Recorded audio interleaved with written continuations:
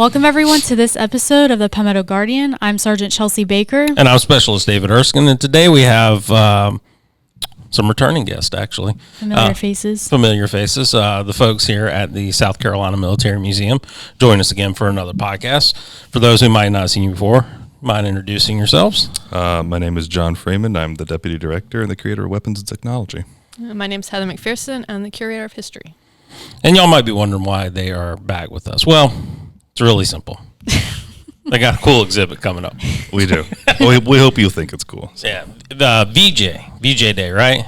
Victory in Japan, right? That's right. As we were quickly getting explained right before the podcast, that was the end of World War II. The end of World War II. So tell us, when's this thing happening? What's going on with it? What kind of stuff y'all going to have out? A lot. And it's changing all the time. I just remembered something this morning that should be going out as well. We're looking at September 2nd, I believe, will be the official open date for it, because that's the day they actually were in Tokyo Harbor signing it with the American fleet. So we're looking forward to that. It'll be 75 years. And we're pretty excited because in January and over December, we did 75th anniversary Battle of the Bulge. Then before that in June, we did 75th anniversary of D-Day. So this will sort of wrap up and put a bookend on our World War II 75th anniversary exhibits that we're putting on. Okay. And for those folks who can't get out here September 2nd, how long y'all going to have this thing up for them to come check out? Hopefully a few months, at least till the end of the year. Just kind of depends on how the schedule goes, but definitely at least till the end of the year. Oh, that'd be pretty wild. So what kind of stuff y'all throwing out? Y'all throwing out just stuff from right at the end of the war there? Or y'all going to have kind of a plethora of World War II stuff? Plethora. We're pulling out all the cool stuff from the collections and the stuff that's never been on display in the museum before. So everything from, aircraft engines and aircraft parts and all the way to uniforms and some really cool stuff that has never been seen in the museum before. All the way to luggage. Yeah, luggage. We got some World War II related luggage. Did you donate your luggage? Oh, thanks. I'm pretty sure you're older than me, so I'm sure they have your luggage down there. So now, for people who may not know, we're upstairs in the museum. So downstairs looks like a move out of like a whole apartment complex. On the bottom floor, there's just everywhere right now, and I don't think people fully understand. Like, we go to a museum, there's the exhibit. It's all nice, neat. You check it out, you read the text plates, you're like, that's cool, whatever, interesting items. But I don't think people understand like what goes into actually getting an exhibit out. Y'all want to talk a little bit about? I mean, I know we can't talk everything about it because we don't have that kind of show, or length of show, but y'all can give us kind of a breakdown of some of the work that goes into getting this out and ready to go. A lot of frustration. Yeah. A lot of internal frustration builds up, and then when it actually gets on display, most of it tends to go away. But honestly, time, I think, is the one thing that is most important, is understanding how much time you get. When we were coming into this process, I completely forgot about a month. And so I thought we were on a much tighter time crunch than we actually were. So I had a nice little bit of relief there. But yeah, there's there's text panels. We have to research text panels, and we know a decent amount about everything in our collection. But we don't necessarily know the amount that we need to know to write an all-encompassing text panel. So we feel the general public can come in, learn what we think they'd like to learn, and nothing too much that they wouldn't like to learn, but they'd still be happy. And then we have to try to take all of this information that might fill up like a 5-gallon bucket and then shrink it down into a pint that the average person's going to want to read. So, gotcha. And how do y'all decide? Y'all have obviously a fair amount of artifacts, especially from, I guess, World War II era.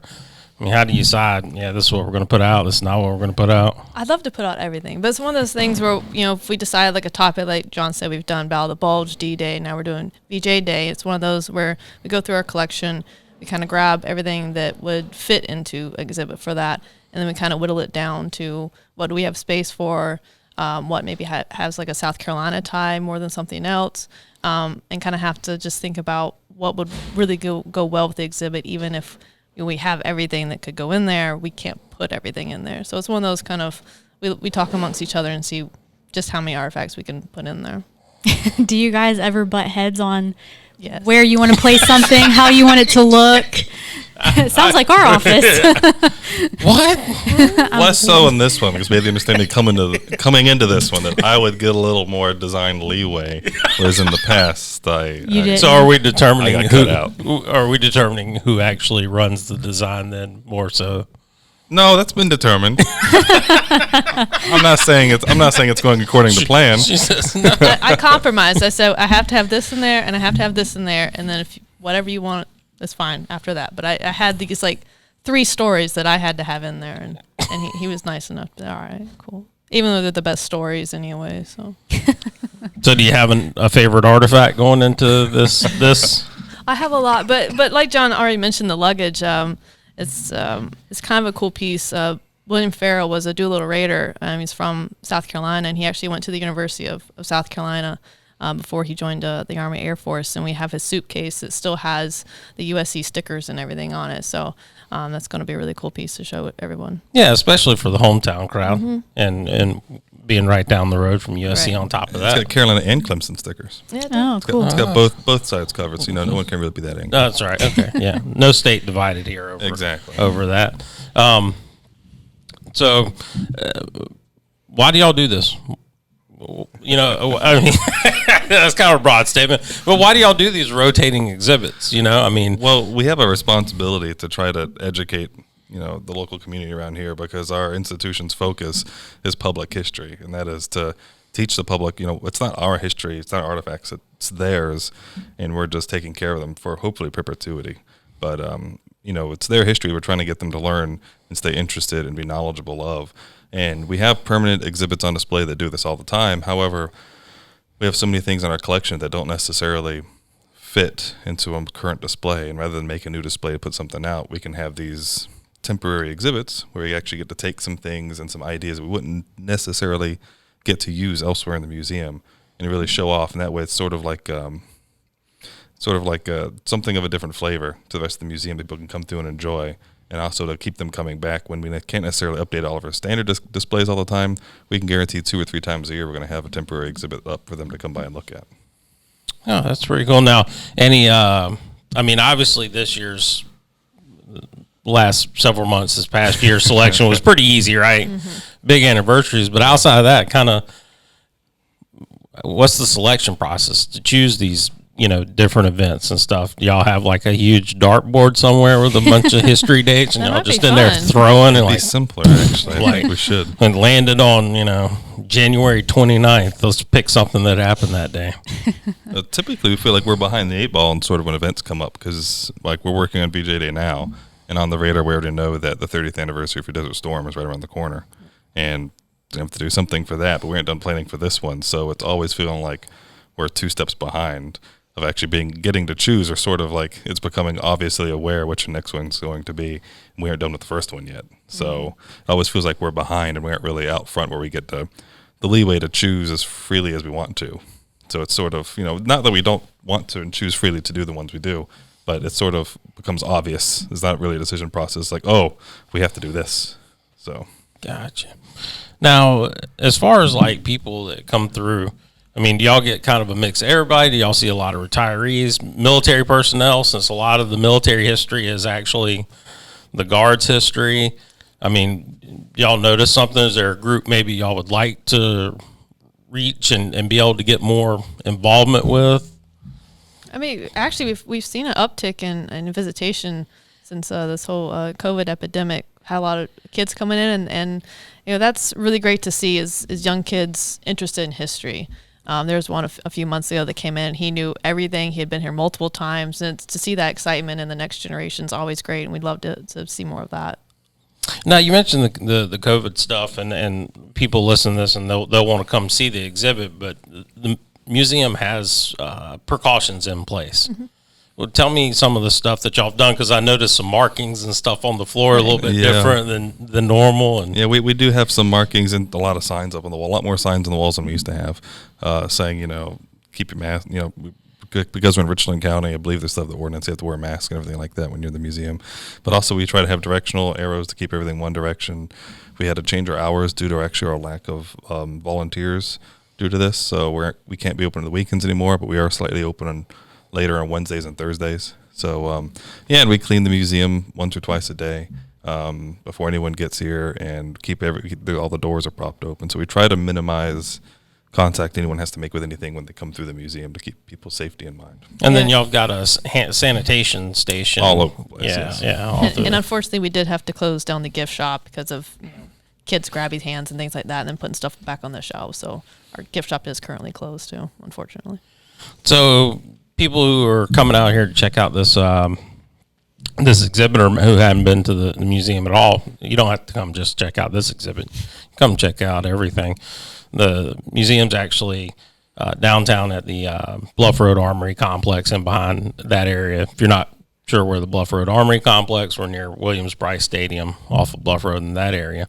But just give folks kind of a quick overview of the museum, and then where the rotating exhibits generally go, so that if they want to come up here and kind of have a little layout in their head of what they're about to get into, they'll kind of know. Well, right when you come in the gate, you'll see a big old larked vehicle, and that kind of marks the spot. So we have some outside exhibits you can check out before or after you enter the building, and then kind of serpentines your way through Gallery 1, which is kind of like a timeline aspect, and then got some artillery pieces in the middle, and then Gallery 2 opens up with the helicopters and vehicles, and kind of keeps that timeline going through Global War on Terror. And then right behind that is going to be the Phase 3, as we call it, and where our blockbuster exhibits are. Cool. And for people who haven't been to the museum outside of the special exhibits, the museum part, I've been through it multiple times, one working here, but two, I also shot a lengthy video covering most of the exhibits at that current time. And there's actually a lot of really cool stuff in there. Y'all have a lot of unique items that other museums could only dream to have. And y'all have had... We are lucky to have that, yes. Yeah. We've actually had shows come down here and cover some of our artifacts and things like that. I think we've had Mystery at the Museums, 3 or 4 times? Yeah. Come through here. And we actually just got a really awesome piece. It's just now on display, so it's brand new to our viewers' eyes. It was a life vest that a downed B-17 pilot, he'd been saved by a French family, and they kept it for all these years. And when some of the crew members returned for a memorial service dedication, they gave him his life vest back, and it made it all the way back to the States. And to have it, it's 100-year-old vest or 75-year-old vest now on display from this downed pilot is really incredible. The family was here and just thanked us for sharing the story. So it's things like that we get to share with our community about South Carolinians, which is why we do this. Yeah, that's awesome. It's all about the stories. It's all about the people, right? You got a favorite artifact exhibit that you've seen down in the museum, Baker?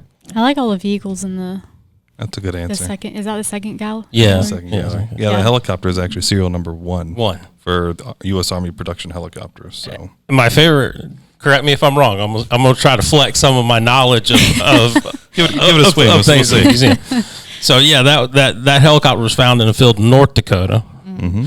But the cool thing about it, I think the coolest thing about it is the bubble piece that's on it. Right. So as I understand, the bubble is actually new on the helicopter. Mm-hmm. The company that made them back when they were being produced was a family-owned business, and somehow somebody at the museum was able to track down that family, and they still had the press for the bubble, correct? And they pressed us a brand new bubble for that helicopter. That's right. They said they'll never do it again, so cross fingers, hopefully nothing ever happens to it. Yeah, y'all should kind of keep an eye on that one. We do not try. touch.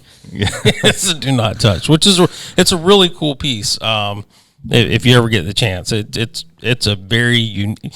You don't expect to walk into a room and there's a helicopter. Mm-hmm. Yeah, between that and we have the other helicopter thing. We've got the Sea-Wept in the back, which is what the Crew Emergency and Weapons Training Simulator, I believe. But that came from McIntyre, and people see it and they just see, it's like the front of an Apache and all the switches and everything on there. But what they don't see is that there were like 2 or 3 server racks that came with it that actually housed the computers to run the simulation. Because when you flip all the switches, they go feed back to a computer and then feed back up to you. So those aren't as exciting or sexy, so we don't have those on display. But we do have the cockpit on display. Yeah. That one, so. I still, I might have mentioned this a couple times on the show, but I still think my favorite exhibits is the trench art from World War II. It just blows my mind to think like what went into that. For people who are not familiar with trench art, hadn't seen trench art before, like they would take casings and engrave them, and not like kind of engrave them, like they're actually like intricate, detailed pieces. And you just think, man, like it's rain, there's mud, there's stuff going off around you. You're on your relaxed time, whatever that means in World War II, and you're taking the time to punch out this casing into this piece of art, or take a helmet and make a lamp out of it. Something that falls into that along the same line is one of Heather's favorite things, actually, and that's the painting of aviation jackets. Why don't you tell us about those, Heather? Because we have someone going on display. Yeah, we have two that were owned by South Carolinians who served during World War II, and it wasn't really regulation for them to paint the back of like A2, the bomber jackets you see, but they were like, they're having fun. It's a morale boost. Let them do it. So that's one of the things that I love about one of my favorite artifacts anywhere is A2 jackets, because it's always very unique, and it's usually got like how many bombs they've dropped, or their favorite gal back home or something, things like that. So it's always really cool to see the creativity behind A2s, and we're going to have two on display for the exhibit. It's kind of an odd concept to think about art coming out of a situation like that. Mm-hmm. I mean, that's not where you would. Well, it's definitely always been a part of morale. Even World War I, World War II, the planes had them painted on. And I saw recently, I think F-15 stationed somewhere, actually, they put some in theater. They're allowed to put nose art on the planes. Yeah. But right now, you can't do it on a plane that has a stealthy coating. So there's actually a dwindling number of planes you're allowed to put nose art on. Yeah. So which makes sense, right? Yeah. Yeah. Safety, mission, all that kind of stuff. Absolutely. How about you? We covered kind of what our favorite artifacts exhibits were. What you got? It'd have to be the M28 Davy Crockett nuclear recoilless rifle. That's the little thing. Yeah, this is an artillery haul. It's about this long, yeah. Yeah, it's not very big. Shoots a, they call it a backpack nuclear bomb, because it's a small multi-purpose nuclear bomb. If you didn't know there was such a thing, but this big, and they used it in the Swiss Army knife of nuclear weapons. Exactly, right. They used it in this as a projectile set on the end. They used it in depth charges. Used it in torpedoes. Used it as landmines, and they used it for just demolition devices. If you had to blow something up really big, you would use a small nuclear bomb. They were never really used in theater, but they were deployed all over Germany to try to combat hordes of Russian tanks pouring through Germany. So they're really interesting, especially when the rifle itself, well, it's a smoothbore weapon, but the weapon itself only has a range of 3 kilometers, I think. Yeah, it seems a little close for a nuclear blast going on. Yeah. It's small, but it's still deadly. Yeah. How do you get that assignment? Listen, we're putting you on the nuclear weapon. You got to be 3K away when it goes off. No. Yeah. If you were lucky, you had one mounted on the Jeep. Right. If you were unlucky, you had one you had to take off the Jeep. Yeah, take off the Jeep. But that's the kind of stuff. I mean, and for military folks, I'll say this is it's interesting to see the progression of the military. Like you mentioned, that weapon device. But I mean, even if you haven't been up here, it's worth coming to see. I think a lot of us have learned our history, and we know, and we've seen the pictures of the muskets and Revolutionary War and this and that and so forth. But it's different when you see it like life size in front of you, like all the different military uniforms that South Carolina. I'm going to mess this up. Whether it was militia or whatever that was here, the light infantry folks and all that. And there's we complain about our uniforms. You come check out some of the stuff they used to have. And it gets wild and exotic real quick. 100% wool all year round. Yeah. So. There's no summer weight uniform, but, so September 2nd. Yep. That's the plan. Run until at least November, probably December. December. Being in the third building. That's right. We say you can't miss it, but people still seem to. Just walk as far back as you can. Yeah, just keep going until just keep going until doors are locked. And keep going until you find a locked door, and then you've had to gone through it. You gonna check it out when it comes? Well, yeah. I mean, I'm gonna have to walk through it to come to the office. I didn't say walk through it. We'll slow down and read it. We'll take an office field trip, and we'll just go down and Downstairs? visit it together. Yeah. I mean, I've gone through all the exhibits. Now, something else I want to make note of. The folks at the museum work extremely hard. When you come into the third building, you're going to see a very interesting setup. Looks rustic. Things ripped away. You can see beams. It's painted. There's track lighting everywhere. These two folks did all that.